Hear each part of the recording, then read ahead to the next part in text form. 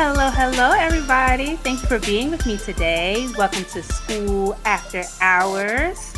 You know, your hotspot for all the things that are happening OST. So I have the wonderful Mr. Michael Wertz here today. He is with the Henrico Education Foundation, and he's going to be talking to us about a good portion of the things that they are doing. And today's topic is going to be still connected. As we have this conversation, you'll see why, as OST providers, we are still connected to our communities. So, hi, Mike. How you doing? Good. I'm excited to be here. Thank you for having me, Janice. Thank you for being here. So I want to give everyone a little bit of background. So Michael Wertz is the program coordinator for the Henrico Education Foundation here in Virginia, aka HEF, because that's what we know you guys as. Absolutely. He manages one of the programs called Learning and Discovery. He started working with HEF in August of 2019 and has 8 years of experience in the youth development field.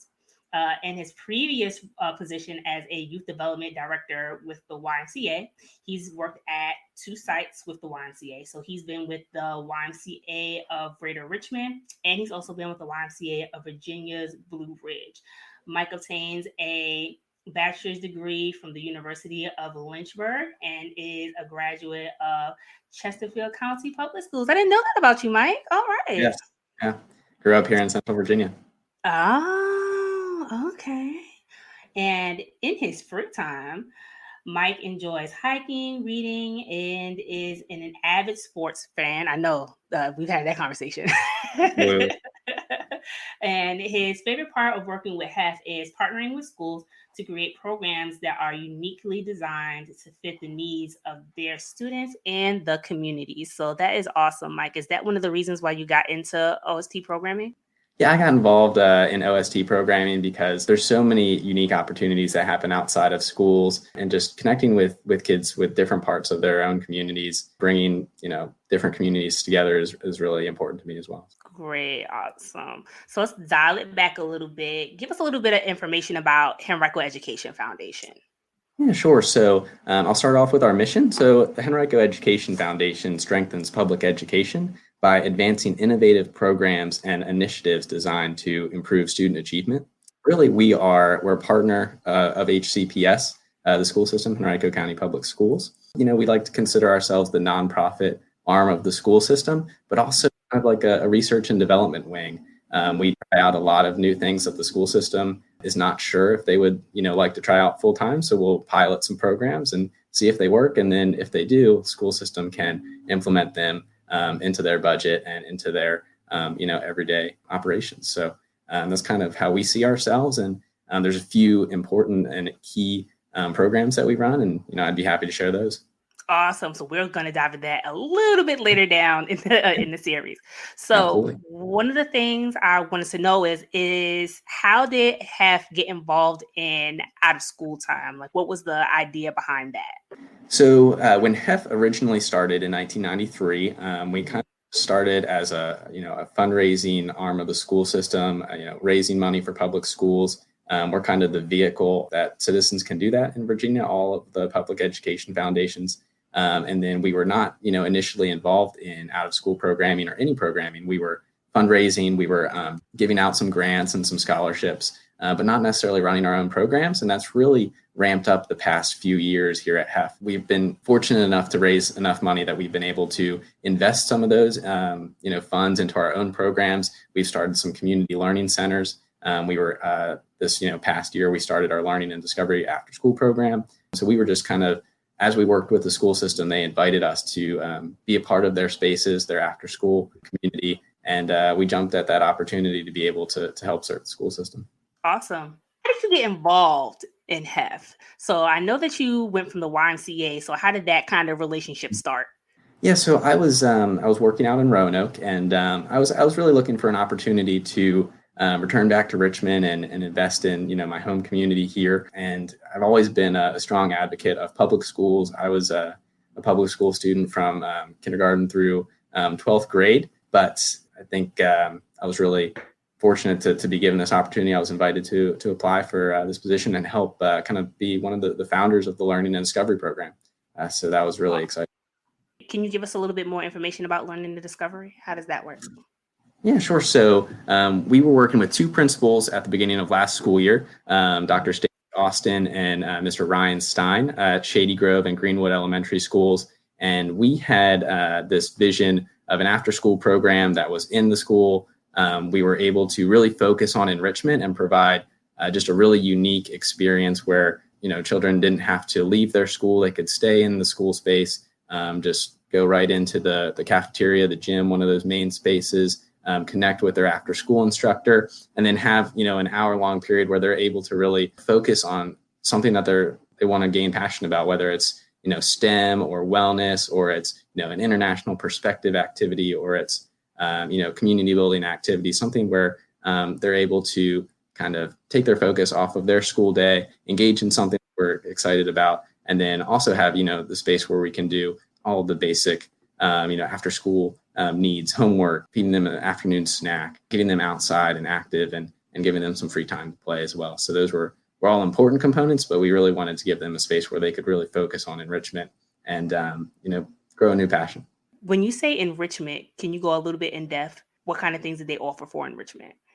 Sure, yeah. So one of the first things we did was a deep dive into the science of food. So that's just an example of an activity where kids were doing a different cooking activity every other day. They're looking at the STEM and the science involved in cooking and nutrition, and they were able to do both a hands-on activity, but also get some academic enrichment out of that, understanding the science and the nutritional values that go into their food and how different foods and chemicals work together. We also were able to do a class on fitness. We were able to do a class on world cultures where we would each week we'd explore different continent and different cultures over different time periods. So kids were super excited about that. And then in the second 9 weeks, we were able to actually partner. So sometimes we would bring in school teachers. Other times we would bring in third parties. So we actually partnered with STEM for Kids, which is a local organization here in Virginia. And we did a biomedical engineering class. We did a robotics class. So, those were things that kids were super excited about, that we asked for feedback from parents early on in the school year. And those were some of the suggestions that we had. So that's how we chose the activities. And it's just kind of a sample of what they were. Great. I love STEM for Kids. They are so awesome. I had a chance to work with them in a previous program, and they are just amazing. Yeah, absolutely. So I definitely love what they do with the kids, and they're so interested. Even some of the kids that look at some of the stuff and they're like, I don't know. Once they try it, they're hooked. So it's just a good program altogether and all around. So I love STEM for Kids. They are great. Another, outside of learning and discovery, you also has community learning centers partner with schools. Can you go a little bit into that? I know you all started with one, and then recently you guys also branched out with 2 more. So can you give us a little bit of background on those? Yeah, so last school year we had 3 community learning centers. Recently we just were awarded 2 grants again. So our Glen Lee program was actually renewed. And then we added a program at Laburnum Elementary School. So we now have programs at Ratcliffe Elementary, Glen Lee Elementary, Laburnum Elementary, and Wilder Middle School. And 3 elementary schools are a feeder program into Wilder. So it's still really, it's a larger community, but those schools are really one community, the Wilder community. And we're really excited about those programs. The community learning centers, we run the after school component, and we partner with HCPS for the other portions of the community learning center. We have a site supervisor who is an HCPS employee, and they're kind of like our liaison. They, they connect with families.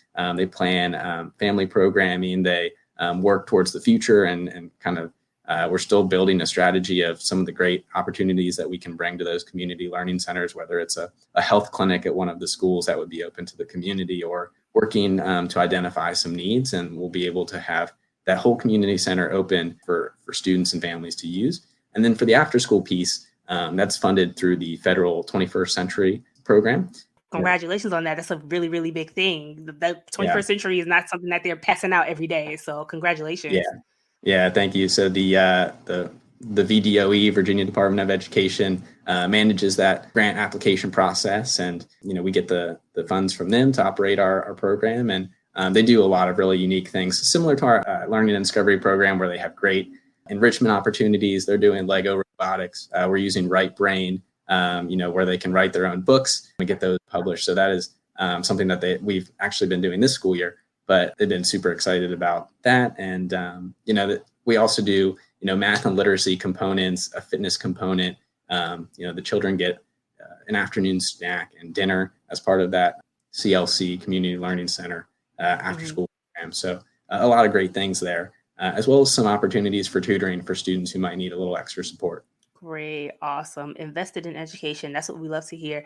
I know that your CLCs are the community learning centers. So I know that you, like you said previously, you opened up 2 more last fall when school started. Everything's rolling. You have learning and discovery going on. You have your new CLC programs for after school components for your new sites.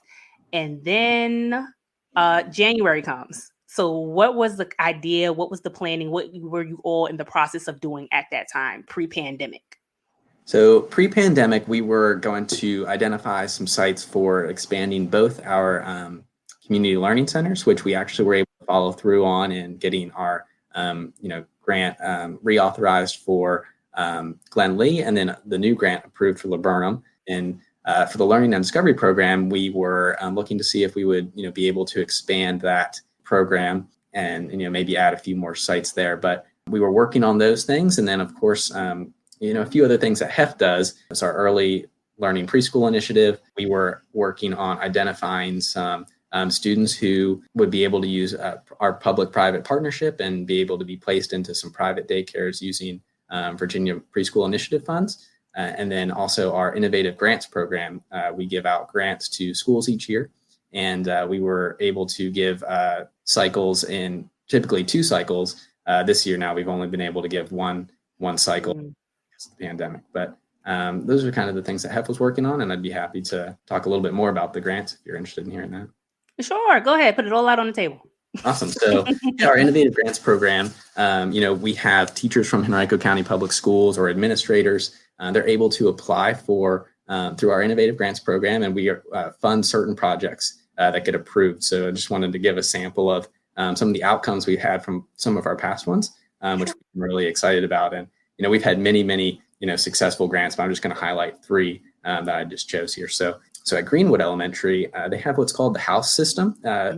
Think Harry Potter, it's very similar. So they have, certain houses, and each student gets kind of to, be a part of a house, which is their own little community, kindergarten through 5th graders. So they're able to come together, make new friends, connect through age groups, and they each kind of focus on one of their school values. So I think something that's been really special. So it's kind of fostered a really inclusive environment in their school. It's made kids want to attend school. They've had an 83% reduction in discipline referrals during times such as lunch in the cafeteria. They've had their highest SOL scores in history. So we're really excited about that. So, you walk in to the school and you see the house flags everywhere, and you see the kids wearing their house shirts, and they wear it so proudly. So that's been a super successful one.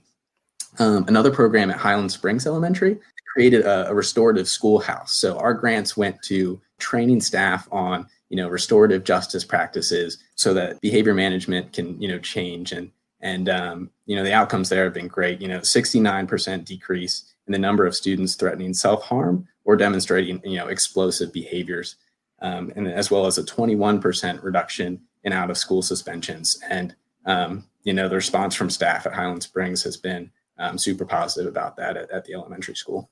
Awesome. So then our last one is all aboard the QMS STEAM stations is what the grant is called. And it's student-led technology integration, where students are actually leading faculty and their peers in student-led lessons. So for instance, there were 139 student-taught lessons last year at Coyoxid Middle School, where they're guiding faculty or their peers through a technology project. 10 student-led professional development lessons were presented to the faculty. So during those, days off of school where it's maybe a teacher development day, these middle school students were able to walk teachers through a technology lesson, and 48.6% of the teachers responded and said, I can use this in my classroom right away, which is really exciting. And over 250 total projects were created. And, it's just giving students an opportunity to have some ownership in their own education. Right. And that is a big thing because we talk about, especially nowadays with the deficit of educators that's able to work as teachers or work in, the education field, giving them the opportunity to kind of feel out what it is to have a lesson plan, manage a classroom, giving them those type of skills and give them the idea of, hey, maybe I can do something like this. I think it's really an early investment in education, which is very important. And it also gives them an idea of what the teachers as well goes through. So it's that, whole world experience that they're getting, which is awesome, exposing them to a trade and hopefully inspire somebody to want to go in that direction of teaching, because we definitely need more teachers in the world. Absolutely, I agree. And then also the education piece that you talked about was also cool too, because I know depending on if we're really going to talk about it, depending on the age group of the adult that is in the classroom, you have some of them that are very far removed from technology. And depending on what side of the fence I fall on, I may be one of those people. So getting the kids to kind of share their knowledge of what they know and share it with the adults, I feel like fosters that idea of community, and not just within the school, but also deals and helps with a different rapport with students and teachers as well. So that is awesome. That is amazing. So all these things were going on pre-pandemic. So let's go back and let's deal with what we are dealing with now, which is being in the pandemic. How did all these things you had ideas for, all these things that you were working on, all these things that, HEF was doing, how did this pandemic affect those efforts? Right. So, our focus is always, students first. And, immediately once school took a pause and, schools were closed for the initial 4 weeks, we decided, we, of course, closed our programs as well. Safety precautions for the pandemic, as the whole state and country kind of came to a pause and a stop down. So that was definitely a time where we, had to refocus.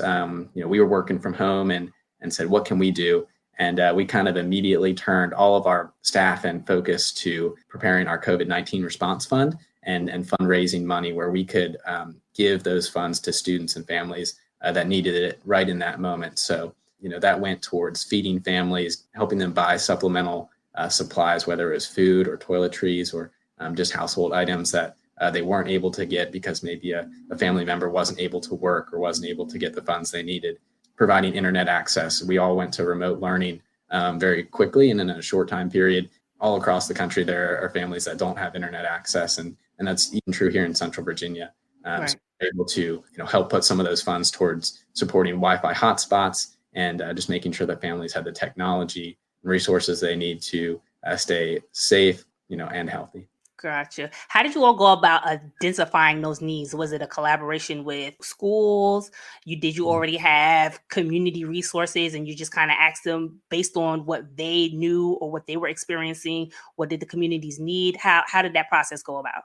It was really our strong partnership with Henrico County Public Schools. We asked how we could help, and under the direction and leadership of the Department of Family and Community Engagement, we were able to identify what those needs were. They were in the process of identifying families who needed help and communicating out how the school system was going to keep feeding families. In Henrico, over 45,000 students, get a lunch every day. So we needed to make sure that continued to happen. They were able to have the funds to do that. And then students needed to continue to be engaged in school, whether it was learning remotely or, just having internet access to do their own independent study. So was that the case of helping pass out hotspots or build a hub for them? How did that work? Yeah, so HCPS had technology hubs, and we were able to help support the funds to buy those hotspots and make sure that they were able to have access to pick those up from those technology hubs. That is wonderful to hear. All right, with that being said, we're going to take a short break, everyone, and we will be back with some more questions and some more insight. Don't go anywhere. Don't go far. See you in a bit.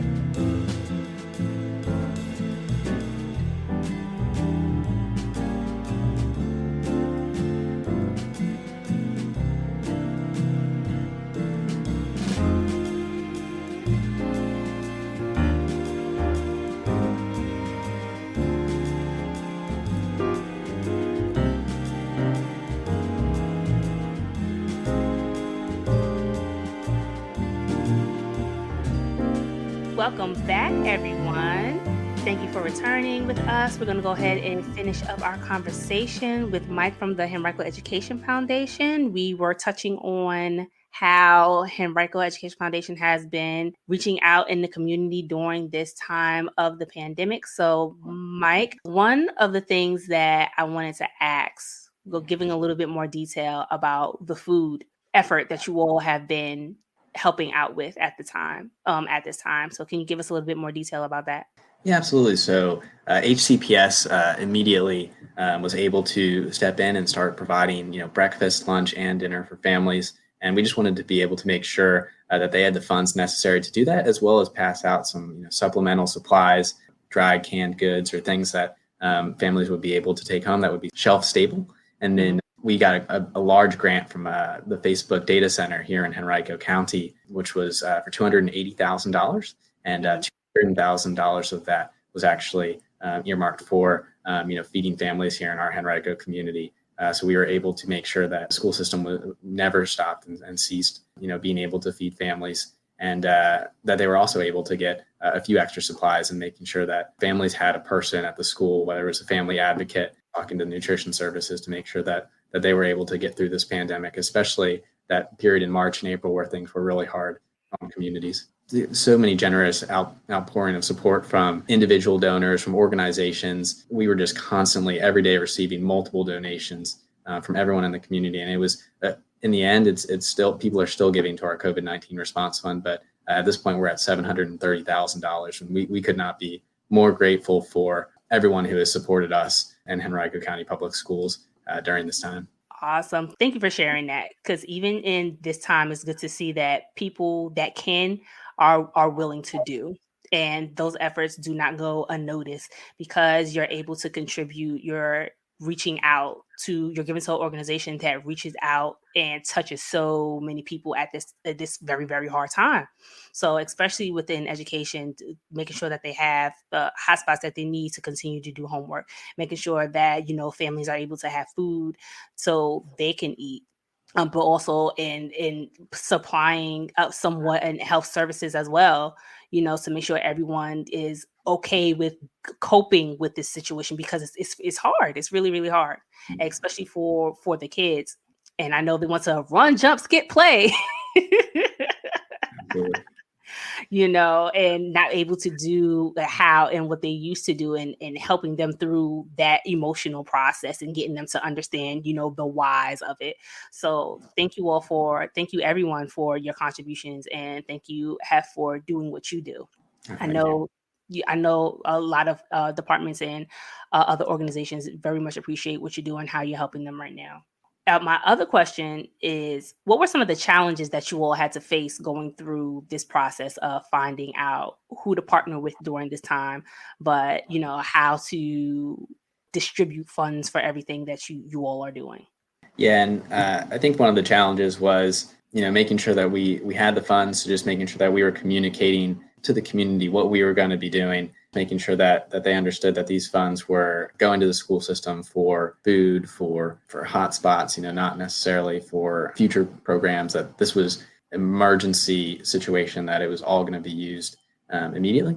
And, also identifying how our programs were going to move forward, and if they could, help in this process at all. And I know a lot of people were, especially in April, looking for childcare if they were essential workers, and we were trying to identify if we would be able to help in that process. And it turned out we were able to open a emergency child care site at Greenwood Elementary at the end of May. And we were open for that end of May, June, and July. So we were able to provide some care for those folks who really needed childcare, and then roll into our virtual learning support programs this fall. So basically, how did you guys begin to, with the restrictions or the guidelines that you all had to follow, how did you begin to put those pieces together? And I know Greenwood was already a site for you guys. So how did you begin to put those things in place so everybody could stay safe, but also the students could get the enrichment and exercise and fun activities that they needed?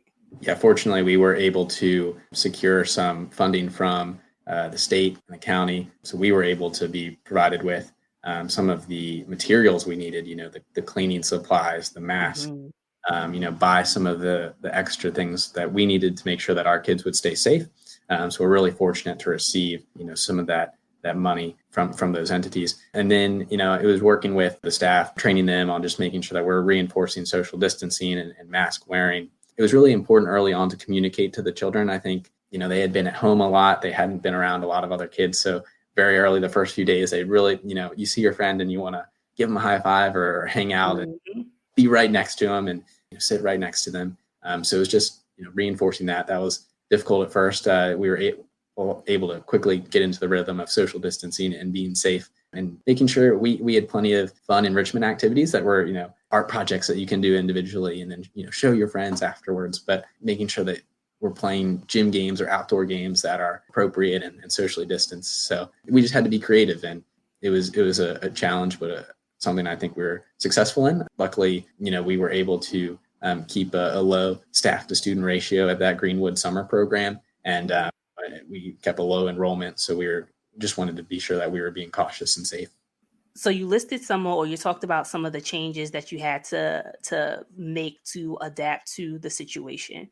Based on those experiences that you've had, how did it kind of shape the forward movement of the organization? So having to go through, this observation and opening up your emergency center at Greenwood. I think it really put us in a good spot for opening our virtual learning centers this fall. Our Learning and Discovery program, we were able to kind of get a good handle on virtual learning. At first, that was something that was a bit of a struggle using the systems that HCPS uses for their virtual learning. Our staff were not familiar with at first, so we were able to familiarize ourselves with the different sites they use, the different applications, the web pages that the students were learning on. And that was a huge preparation for this school year. And then kind of getting the processes down and making sure children are wearing masks. We had a contactless drop-off, which we still use today, where parents are just pulling up. The students are getting out of the vehicle. We're doing temperature scans for all students and staff that come into the building. And then, just making sure that, we're able to communicate effectively the importance of social distancing and all the safety precautions that we have in place. Gotcha. So during the school year, the schools opened up, not directly. Some of them were still closed, especially Henrico Foundation, especially at Henrico, closed for the fall, for this part of the fall anyway. How were you guys able to assist them with their plan moving forward for virtual learning for this part of the school year? Yeah, so we opened 4 sites this fall for virtual learning support through our Learning and Discovery program, 3 Learning and Discovery program, and one of them is actually a community learning center site at Wilder Middle School. But we were able to be at Greenwood Elementary School, Coyoacasson Middle School, serving elementary students, and Fair Oaks Elementary School. We were able to go in there. We would start the day at 7 a.m. and provide services all the way through 6 p.m. Students would come in. The school day would start at 8 o'clock and run till about 12:30 or 1 o'clock, where we were really there helping them engage in their virtual learning, providing any kind of technology assistance that are problems they might run into, and then just helping answer their questions, making sure that they're staying focused and, feeling supported. And then they'll transition into almost a normal after-school program where they end the school day around 12:30 or 1 o'clock. And so we would have a staff member who was really assigned to the morning virtual learning, and then they would stay with their same group or classroom. And then a morning or an afternoon person, would come in and lead them through an after-school day where they would do typical after-school activities, enrichment activities. They'd have snack, be able to go outside, go to the gym or get some playtime in, and just kind of go through a normal after-school experience. So it was really exciting to be able to have a place for families to receive all-day care. And we're really fortunate that HCPS invited us to be a part of that opportunity. So we think that our students who were with us really were able to benefit and learn, in a really focused, great, positive learning environment. That is wonderful to hear. So, being that you all have helped with the summer enrichment portion for Henrico Education Foundation, and then helped with the virtual component for opening schools this fall, what do you guys feel, or how are you preparing rather for what's ahead? So, as some of your listeners might be aware, last Thursday, Henrico County Public Schools announced that they would be opening schools in a phased-in approach. So starting on November 30th, kindergarten through or preschool through second graders will be coming into the buildings and have the option for in-person learning. And the week after that, third through fifth graders, and then down the line, middle school and high school, secondary schools will start. So we're preparing to offer after-school programs at all the sites that we were at last year, our CLCs and our Learning and Discovery program, so that we will be able to just provide a continuation of services for those families that we have served in the past, and just making sure that transition is seamless. And it's nice we're able to reinforce, that we definitely have this experience now, that our safety procedures have been working, and we're really excited about offering and restarting and giving them a place to go and have a little bit of a sense of normalcy, where they'll see maybe some of their old after school teachers, or they'll kind of the rhythm will maybe be a little different because it'll be a longer day, or it'll just be a new year, but they're in the Learning and Discovery program again, or they're back at their CLC site. So and hoping that they're able to still have some of those relationships they've had in the past. Awesome. Thank you for answering those questions, Mike. I do appreciate it. And I just want to let you know, we're going to go into our reflection round. So I'll ask you a few questions and give me the first things that come to your mind. Okay. Okay. All right. So your first question, what was your introduction to OST programming? How did you get involved, or how were you introduced to out of school time programming? So when I was in high school, I was part of the YMCA's Leaders Club, and I was a volunteer in all the different YMCA programs, including after school, summer camp, youth sports programs. So I was able to get experience in all of those things. I really enjoyed it. Of course, as you mentioned earlier, I started full-time work out of college with the YMCA, and kind of motivated me to continue working for the YMCA part-time through college, and then start full-time. I've always enjoyed, working in after school and camp settings. So I just moved along throughout my career in that setting, and was able to be blessed to be in this opportunity now with Henrico Education Foundation. Yay! And I know they're happy to have you, Mike. Thank you. Okay, you're welcome. Can you share with us your why being why you continue to work with children, and does it help motivate you during this time? Yeah, I think, a lot of us want to be part of solutions, to problems in society. And for me, there's a lot of things going on around us. And for me, I want to be a part of, helping lead the future. And I think children are our future, students are our future, helping turn them into positive problem solvers and students with huge hearts is really important to shaping a positive future. So that's how I want to be a part of the solutions to our society's struggles or problems and challenges. What do you do for self-care? This is a very, very go position. And sometimes I feel like as OST and youth development professionals, we give so much till we cannot give anymore. And even in those moments, we're still dishing out the best that we can. So what are some ways what are some things that you do to take care of yourself? Yeah, I know. And it's so, individual. Each person needs to do their own self-care practices to prevent burnout. And I definitely try to do my best. For me, it's getting outside. There's something about being outside and the sunlight, whether it's just going for a walk after work, being outside for 20 minutes, or whether it's going for a longer walk on the weekend, or a hike, or, just sitting outside reading a book. It's, to me, it's really important that I have some time to myself outside. That's something that I'm able to kind of refocus and re-energize myself. So that's kind of what I do. I just make sure that I always have a time. And, of course, it's not always perfect weather. But to me, that's something that really helps with my own mental health and self-care. My next question for you is, if you could be any character from either a movie or a show, who would it be and why?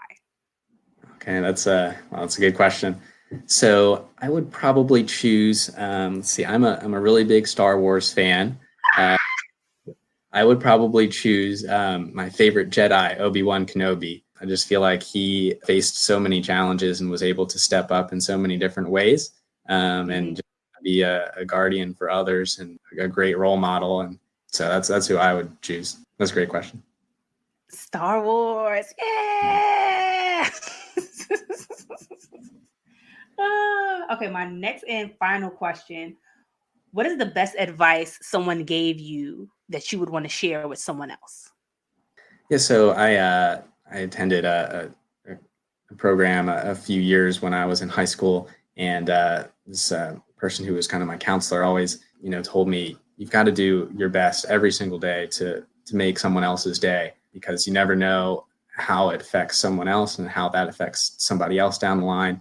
I try to go through each day just making sure that I make at least 2 or 3 people smile, whether it's friends of mine, whether it is complete strangers, whether it is people in our program, people we work with, because I think the positive result of that, we don't even know the limits of what it could be. And that's kind of more of a personal, goal of mine, rather than, it's not necessarily professional advice, or I think it's just something that if every person did that, we would definitely have a lot more positivity around us. Thinking of others, Mike. Yes.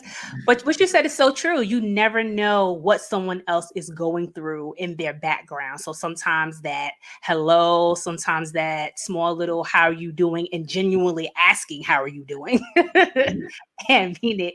Or, putting one of the things that I liked to do was put little notes on people's desk while I was at my previous job, or, give them small treats that they like, to let them know that they're being thought of. Because sometimes we as workers, we're always going.